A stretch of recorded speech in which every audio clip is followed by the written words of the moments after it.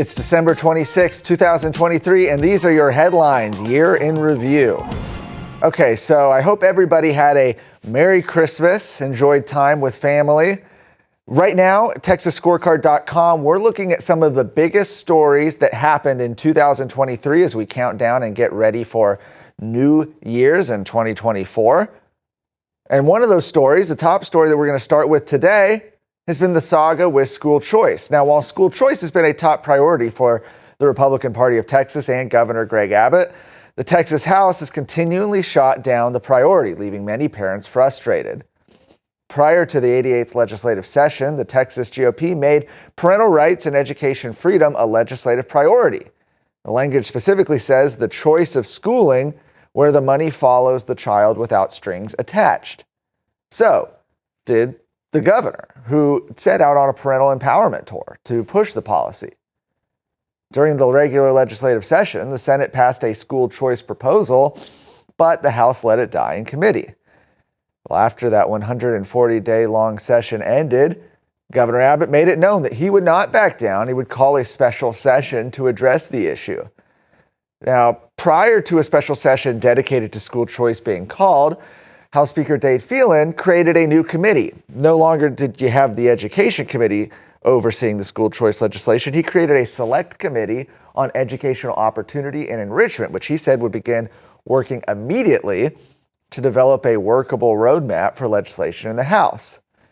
As expected, the governor called a special session dedicated to creating education savings accounts for all, as well as border security, Colony Ridge, and ending COVID-19 restrictions. The Texas Senate moved quickly on school choice. The House did not. So, last month, the governor said that he had struck a deal with Phelan on school choice. According to Abbott's office, the proposed legislation to expand school choice included phasing out the STAR test, adding billions more in funding for Texas public schools, and students receiving approximately $10,400 per year in their education savings accounts. After the third special session had ended, Governor Abbott immediately called a fourth special session dedicated to border security and, yes, school choice. Now, a few days later, after that fourth special session started, the House finally passed school choice legislation out of committee. The legislation would have created essentially an education savings account of $10,500 available to any child. However, after a week of sitting on the legislation, the House voted to strip the school choice program out of the spending proposal, and State Representative Brad Buckley, who wrote the House's school choice legislation, moved to send it back to committee. Then it ended. The fourth special session ended without any school choice legislation making it to the governor's desk. However, it's unclear now if the governor will call a fifth special session in the new year. There has been another update, however, and that has been the governor's endorsements. Following the end of the last special session, Governor Abbott began endorsing against incumbents who voted against school choice. There are 21 Republicans that voted with Democrats to kill school choice in the House. Of the 21 that are running for re-election, all of those members have primary opponents. Now, when the legislative session began this year with an over $31 billion budget surplus, some amount of property tax relief was almost certainly a given. The battle between the House, Senate, and Governor Abbott on how that relief would be distributed, however, proved to be a much more difficult task. Now, while property tax relief was a legislative priority of Abbott's, the House and Senate were at odds all year on their approach.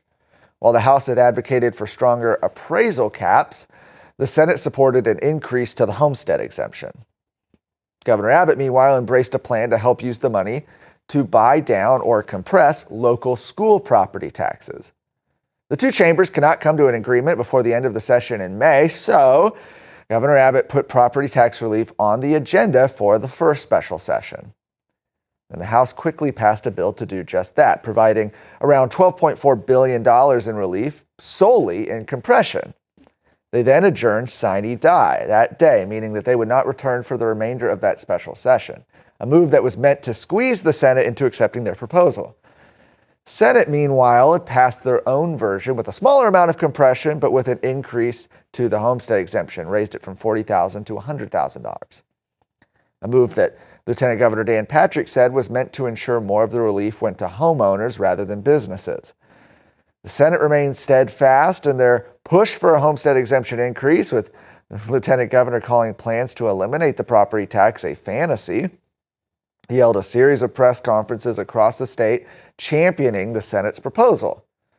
No deal on the issue was struck until a second special session was called. Then, following that months-long stalemate, Phelan and Patrick announced a compromise plan over the summer that included the following: $7 billion in new compression of local school property taxes, an increase to the homestead exemption from $40,000 to $100,000, a 20% circuit breaker appraisal cap on non-homesteaded properties under $5 million in value. That's a 3-year pilot program.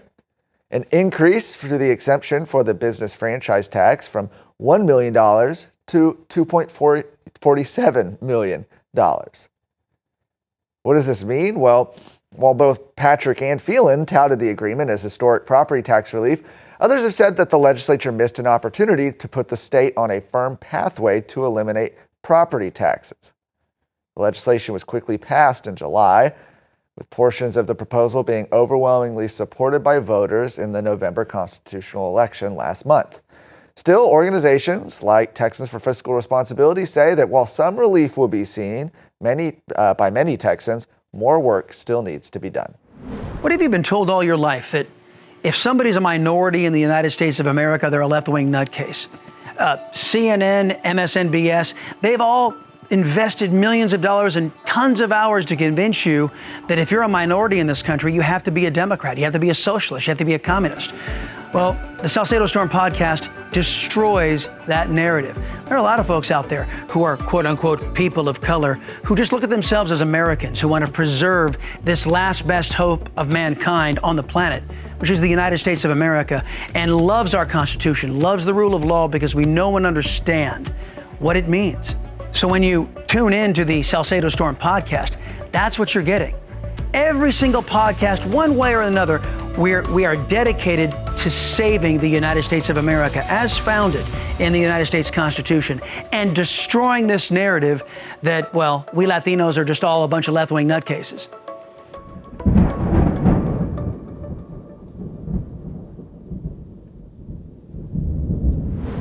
Lastly, the Republican Party of Texas accomplished its legislative priority to ban the mutilation of gender-confused children.